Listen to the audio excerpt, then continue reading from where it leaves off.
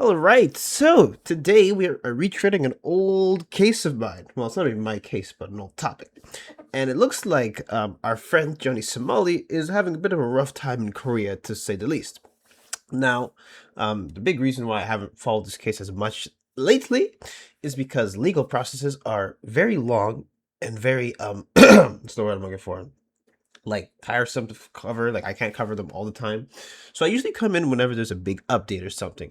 And this update is actually kind of insane. But to give you a bit of background, okay, I'm also going to link all my previous videos down below because I'm not going to rehash this too many times because I'm pretty sure most of you are familiar. But basically, Johnny Somali was he's been a bit of a menace in Korea, throwing noodles at people at 7-Elevens, public disruption, and even sitting on a very iconic statue, or sorry, monument, with the comfort women. Now, of course, you don't know, comfort women are something that happened in World War II and, very important in Korean culture. So you don't want to sit on that. And as well, he's been doing deep fakes and blah, blah, blah, blah. So yeah, that's where we are at now. And the update is kind of crazy because he actually probably got probably the worst outcome. Because mind you, from my understanding, in Korea, whenever you're on trial, they basically keep you there. And also because he's like a foreigner, he doesn't have the money. Because remember, he's banned off Kick, he's banned off Twitch, from what I remember, and so he doesn't have a lot of ways of making money. And I don't even know how he does it anyway. I think he stayed with this one guy for a while, but I don't even know where that guy is. The point is, they're basically dragging this out as long as possible because, well, they're not gonna pay for him to be because if he's detained, they have to pay for it. So make him pay for it himself. And so here I just have a tweet that kind of summarizes the whole case, but we'll get into it a bit more later. But here's, for those who are basically have a short attention span, here's as follows. So today could have not gone worse for Johnny Somali, aka Ramzi Khalid Ismail, in his trial in South Korea.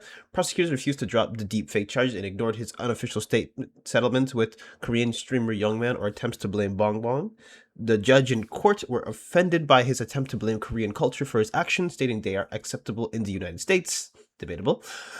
His not apology focused only on his ignorance of the consequences and trying to claim innocence because the victim, Bong Bong, was not charged, tried to claim the laws were unfair. Neither the judge nor prosecutor liked this argument. Prosecutors recommended 3 years in prison time with manual labor, the maximum fine, and official sex offender registration. The judge set official sentencing date 2 months out instead of the typical 2 weeks, extending the painful waiting process, and the process is the punishment. So, if you live in Korea, of course, waiting is whatever because you live there. But for someone like him, they're basically they're extending it even more. So he's basically paying for it, and so I will say I couldn't find too many official Korean articles on this. I was digging into this for like at least a couple of hours, but luckily we have a YouTuber, Legal Mindset, who has some stuff. But here's basically the whole list that I took from his video. So here it says the charge is like obstruction of business. He has 4 counts of obstructed businesses, and he has 2 minor offenses act, and he has 2 deepfake counts. Now, here's something that I haven't told you guys, or at least, well, it's in a previous video of mine, but here's a big one. So basically, there was a bit of thing in Korea, or South Korea, but where there was a big, I don't want to say epidemic, but there was like a huge wave of people like deep faking, like especially women. And so they used to have these massive Telegram group chats where they kept, where they just keep deep faking. And it used to be for literally like no reason. It just used to happen. These big group chats and kept sharing it. And mind you, okay, when you deep fake somebody, what ends up happening is that, it appears to be that person, but you just put their face on it and, it's kind of hard to tell, especially if you're not trained to see those kind of things. And say, for example, you do somebody who's deep faking, I don't know, like you robbing a store or something. That's not even a good one, but like the police could be like, oh, you robbed the store, but it's like, no, that's essentially a false accusation, like planting evidence. So South Korea takes it very seriously. Even in like 2024, they had to amend like their acts to literally accommodate for this and get severely punished. But anyways, so I just want to show you some of the clips of him pulling this stuff off because it's better to you if you actually see it instead of me just telling you. So let's take a look at some of these crimes, or at least, sorry, alleged crimes. Let me show you my girlfriend. You want to see my girlfriend? Look at this. I have a Korean girlfriend. I don't know why you guys want to attack me. Even I have a Korean girlfriend. She's a streamer. Bong Bong IRL, this is my girlfriend. I have a girlfriend, this is my girlfriend. Bong Bong IRL. I have a Korean girlfriend. Why are you attacking me? This is my girlfriend. Bong Bong IRL, that's my girlfriend. Look how she drives me around the car. She's the one who helped me. She told me come to Korea. Let's make a content. This is my girlfriend, Bong Bong IRL. You need to, come on. You do your homework. I thought you Koreans were good. Do your homework. Do your fucking homework. Look. You don't believe she's my girlfriend? Look, us right here on a romantic date. Look, and a romantic date together drinking wine. Look at this. I have Korean girlfriend. Look, me and my Korean girlfriend. Look, look, look, look. You see? Y'all niggas jealous. Y'all niggas getting pussy like this. Right, you're saying you should never have sex. Your father was right, your father was right. Oh, we're not. Shut up, bitch. I stand with the Korean people. Bring it closer to you. Come closer. I stand with the Korean people. I love Korea. And everything that I did in Japan was for the Korean and the Chinese people. Now you're officially updated.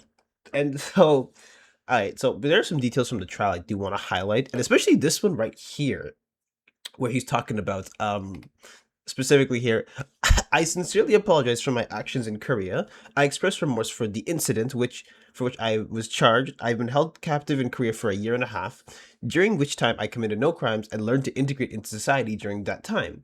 I did some foolish things under the influence of alcohol, and I realized the consequences. I sincerely apologize for this. Having been born and raised in the United States, I did not realize how serious the consequences of these actions, which would not be considered criminal in the United States, could be in Korea. And that is actually factually incorrect, because you actually can like make noise complaints, and you can actually get charged for like disrupting in public. So I don't know where that came from. That's crazy. That's crazy to me. So I reached an agreement with Lee Jong-chan regarding the two deepfake cases, and he no longer seeks punishment. Bong Bong made it clear in court that she herself was unaware that distributing deepfake videos was a crime, and initially viewed them as not as sexual content, but as funny images. If she, a Korean, didn't recognize the same act as a crime, how could he, an American, have known it was? Also, when I asked Bong Bong whether he had the defendant's consent to distribute the videos, Bong Bong replied, no. The law is unfair since the police didn't do anything when I tried to report Bong Bong. All I'm asking for is for the law to apply fairly. I want to appeal to the prosecution and the police. It's unfair if Bong Bong and I receive different punishments. I'm still young and I want to see my family go home. Please show leniency. Yeesh. Yeesh. That's kind of crazy to think about, because he's basically saying, oh, I didn't realize I could get punished for this, so why don't why don't you just go easy on me, and then we can come to an agreement. But sadly, that's not how the law works, okay? I mean, I don't have to tell you this, but if you smack somebody, okay, and you're just like, oh, I don't want to press charges, the police can still be like, well, you still committed assault, we have to punish you, like, duh. So even if you reach a settlement, it's like, it doesn't matter. If the law wants you, they want you, especially if it's very blatant like he does. Because, mind you, this guy has everything on camera. It's not like he did this and nobody saw it. Everything he did was literally on stream. Of course, he did it for the money, but who cares? And so, yeah, kind of crazy to think about. And so here, I actually have a Korean law which will actually apply. At least I believe so, but you know, I'm not a lawyer, obviously. But here, I just want to point to this part here where Article 14 talks about taking photos by using cameras. It says, a person who takes photographs of another person's body which may cause any sexual stimulus or shame against the will of the person photographed by using a camera or other mechanism which has similar thereto shall be punished by imprisonment for not more than 5 years or by a fine not exceeding 30 million won. So that's quite a bit, you know? So they take that stuff very seriously. Okay, it's like Korea's the one place you don't want to do that, because this is a genuine problem they've been trying to like stomp out for the longest time, which is crazy. It's crazy to think about, but it actually is worse for him, believe it or not. So, according to legal mindsets, okay, sentencing goes as follows. So the prosecutor suggested that this takes about 3 years in prison with labor and a fine of $150,000 and sex offender registration. So that is the one that I was most interested in, because in order for that to happen, basically, if you are registered as an SO, you literally cannot find work. It's hard to find work. It's hard to find anything. And remember, there's a public list. So you literally have there's not a lot of options for you. And even it says here, as well, a court is very likely to adopt a prosecution recommendation or give only a little bit below it. So 2 to 3 years with labor, fine, and registration is very likely the ruling. Of course, his smartphones are forfeited because, remember, what I said earlier, he literally live streamed everything he did. It wasn't like it doesn't like he did it in secret. It's not like they had to find it. It's literally on the internet to find it, which is why, as an old song goes, hold on. Let me hold on. Like that was like this. Yeah, I know the words like rap snitches on the business, sit in the court and be their own star witness. MF Doom. So yeah, that's literally what it is now. He literally snitched on himself, which is why online criminals are some of the dumbest people. Like actually some of the dumbest people. But regardless of that. And so if you keep going, actually, it says here, so as a registered SO, his labor will only be with likely factory labor jobs or prison toilets, and cabbage picking is outside, maybe off the table. They will also be required to make a public disclosure of his offender status and put him in a mandatory sex offender treatment. So I actually did read about that. I believe it's Article 44, but we'll get into that a bit. And so I bet a common meme in like Korea, not me, but like cabbage picking is like actually like a punishment, like a working job. And so, Avatar like, my cabbages! My cabbages! And so it's like, that's something that happens. But unfortunately, if he's actually becomes on like an SO, that's not a job he can actually do, which is kind of crazy. So so not only are they putting him to work, they're literally dragging this out as long as possible, so he feels it. And he feels it. And mind you too, during this time as well, like during this whole year, like he was getting hunted, which is actually one of my videos down below.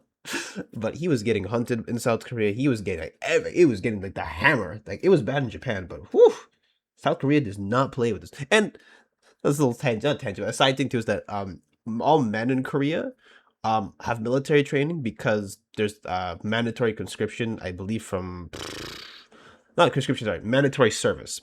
Conscription is when they force you, but mandatory service. And so basically everyone in Korea is kind of trained to kill, at least all the adult men. I don't know so much about women. I know for like adult men for sure, like they're trained because they're born in North Korea, so they're always ready to fight.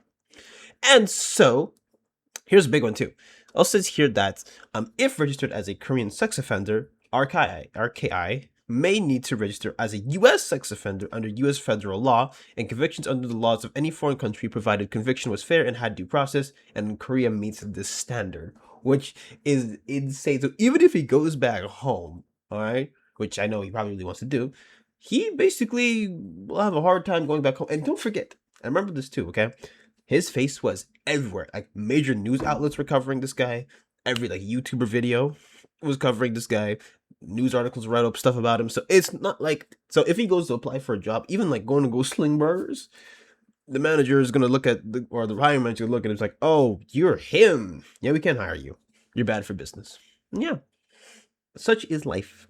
But I do want to go take a look at something in the Korean Penal Code real quickly before we kind of wrap this all up. And so here you have Article 42, which talks about the person subject to registration of personal information. And it says here, any person in whose case a judgment of conviction or a summary order has become final and conclusive for a crime as defined in Articles 2, 3, 1, and 4, limited to paragraph 1 and all that jazz. And also like stuff with protection of children. Any person whom a definitive order is issued to disclose under Article 49 shall be a person subject to registration of personal information, provided that they shall exclude any person who is fined for committing a crime, as defined in Article 12 or 13 or 11 or 11, 3 or 5 of the Act on Protecting Children Against Sexual Abuse.